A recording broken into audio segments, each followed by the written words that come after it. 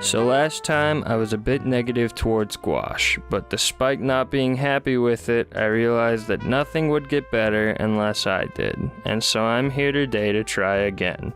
I'll be painting heavy machinery today.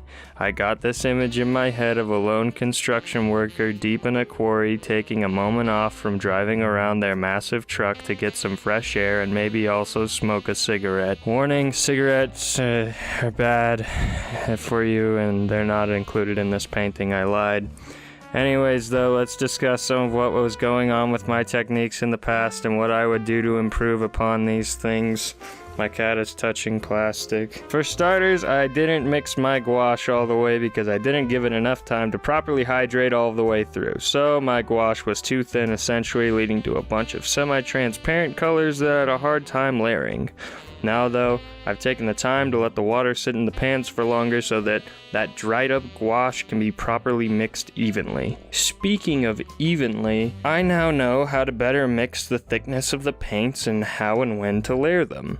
One thing I am not better at though is values. Gouache has a tendency to change color as it dries. Dark colors are generally lighter when dry, and light colors end up much darker. Hence why you should use the white paper when you can as the actual white in your painting, in my opinion. Doesn't matter for this painting though, because there is no white to be seen. This painting was supposed to be super dark, and although it might not look like it now, it got there eventually, thanks to the help of washes. Speaking of which, washes are not generally used over top of gouache paintings because it washes it away. In this instance, there were too many layers because I don't know what I'm doing, so putting a dark wash over it all definitely gave it a fuzzy look. Not what I was going for at first, but it kinda worked out. But going into it and just hoping it kinda works out isn't exactly what I want to be doing. I want to be able to just do it without fiddling around.